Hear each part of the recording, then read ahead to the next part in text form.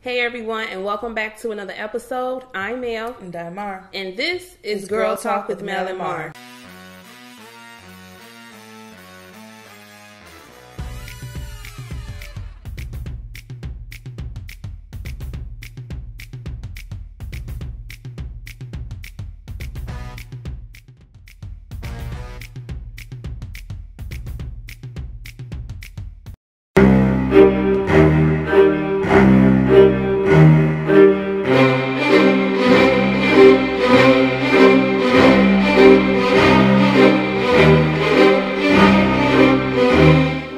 Okay, you guys, so over the weekend we went to go see the new Disney movie Maleficent, and we decided to do a review.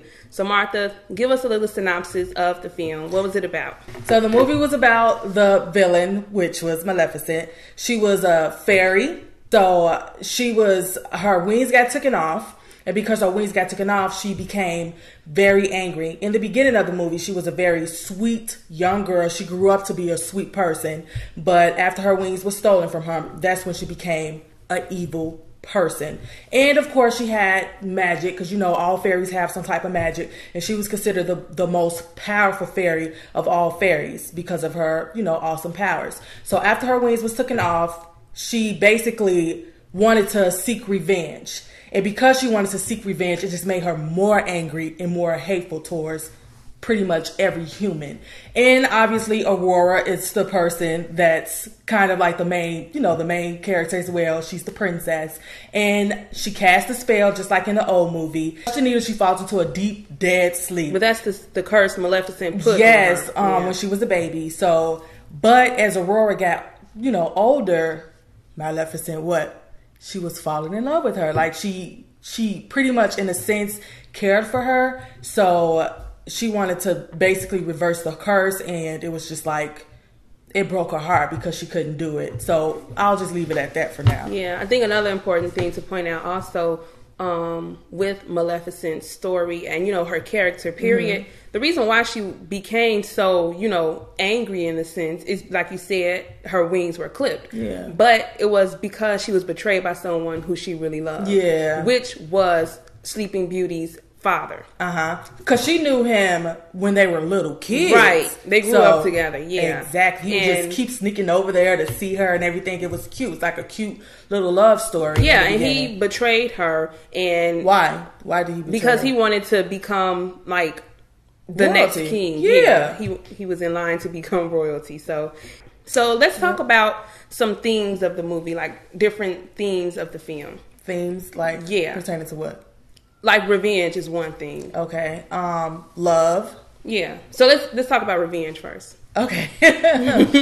So, we started off with obviously Maleficent wanted revenge, and the king wanted revenge too because remember, because she cast that spell, and he had to pretty much like give his daughter away to the other like 3 little tiny fairies that I don't even know, like they just was crazy. They were kind of crazy, but she had to be taken away for 16 years in a day. Right, that was his way to protect her from Maleficent. But it made him so like angry and everything, and he went from, I guess he was in a sense like an okay guy in the beginning, but because she cast a spell, it just made him. You think he was an okay guy? Because obviously in the beginning he loved her too. I thought he loved her, but because he was so overtaken by like greed and wealth and everything, that's what changed him. Obviously, for him to cut her wings, but he just became so distressed and so angry and so hateful towards Maleficent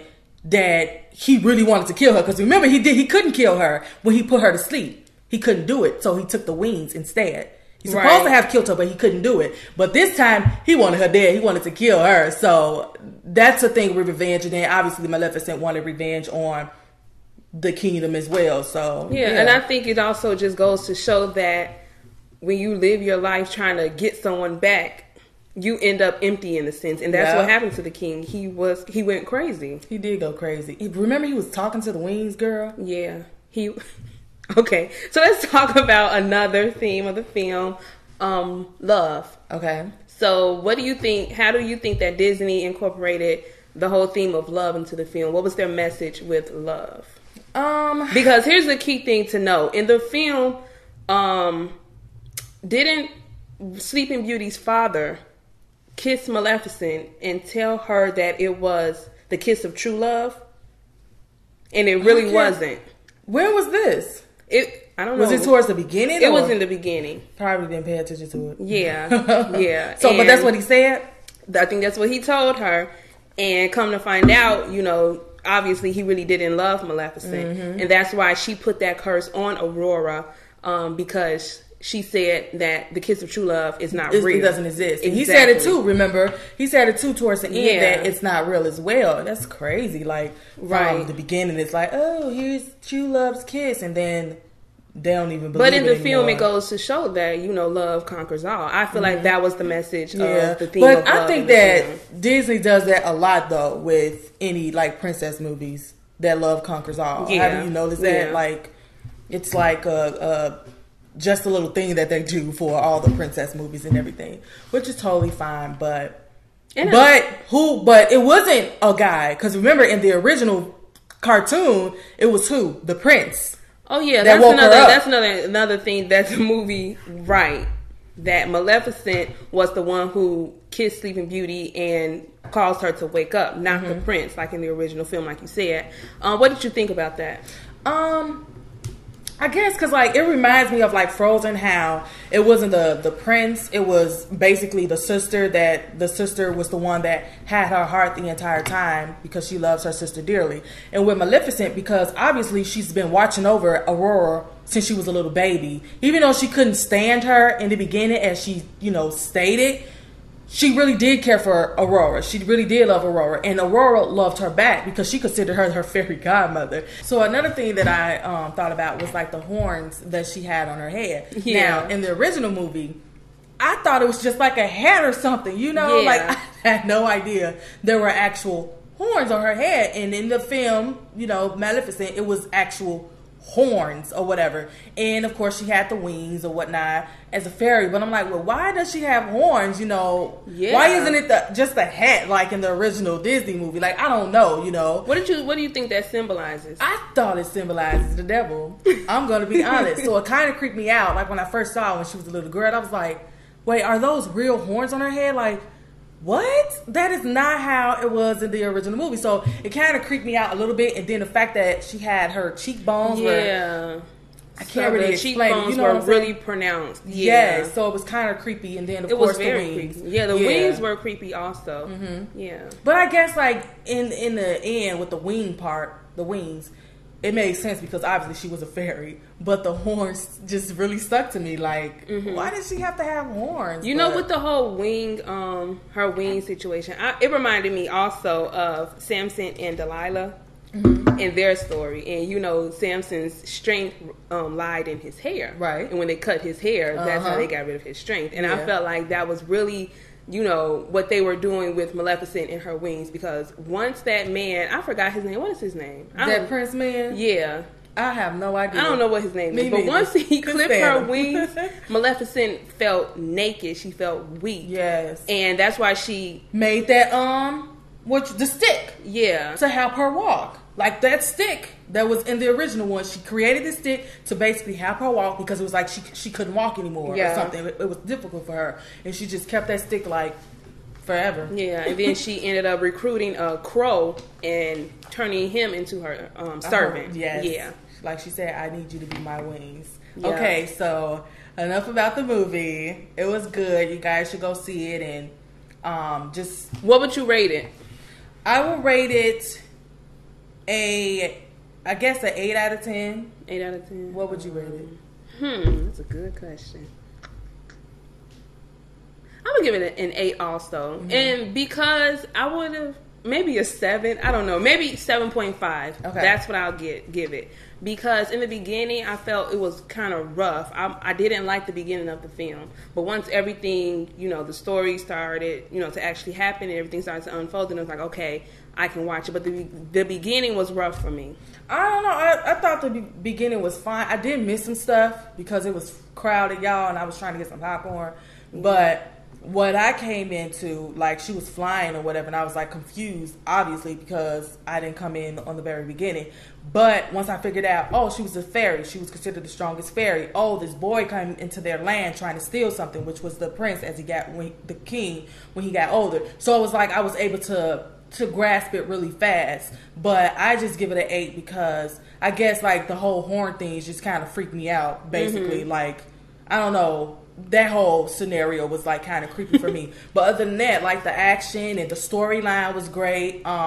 And the effects, I really like the effects as well. Disney always does a great job with the effects. So that's just why I gave it an 8. Well, my own 2 cents. The scene where, you know, all of the king's guards surrounded her.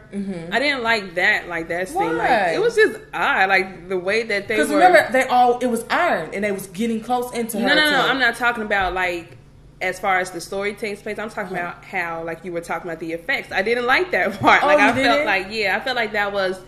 I didn't feel like that scene was on Disney standards as far as effects and how, you know, an action scene could unfold. I felt like they could have. I really like that scene. Better job, you know? Because it shows her weak point. Like, she couldn't do anything being surrounded by iron. Yeah, but because I'm obviously talking about the graphics iron. and the use of slow motion, and, you know, like, it was just weird to watch. Like I said, I didn't feel like that was up to Disney standards. It could have been a better, you know, action scene in my opinion. But yeah. Okay, so that's all the time that we have with the Maleficent review. And now we're going to get into a trivia game. Yes. Disney-based trivia game. So I would ask Melissa 4 questions. 4 multiple choice questions. She would answer whether it's A, B, or C.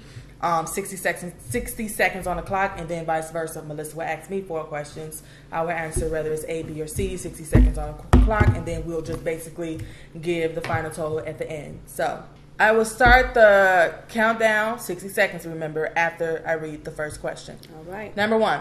What is Sleeping Beauty's real name?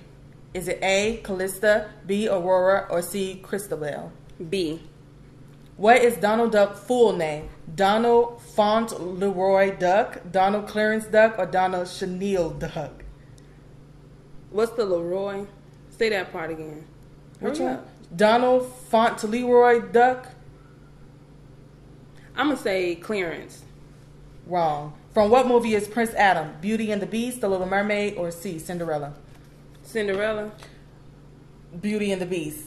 4. A dream Prince is a wish. Adam. A dream is a wish your heart makes. It's from what Disney movie? A, The Little Mermaid, B, Aladdin, or C, Cinderella?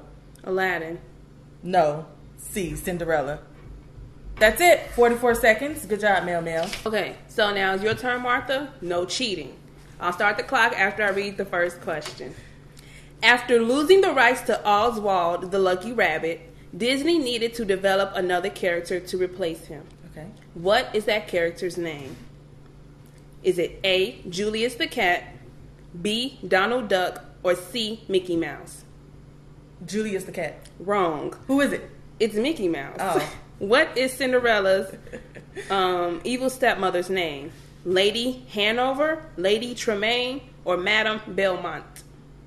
Madame Belmont? No. Who Lady Tremaine. Okay. What's Mickey's dog name? Neptune, Pluto, or Jupiter? Pluto. What is the name of Mickey's girlfriend? Nanny, Michaela, or Minnie? Minnie. All right. High five it out, girl. All right, so that's all the time that we have. Thank you guys so much for tuning in, and we'll see you guys in our next video. Stay blessed. Bye.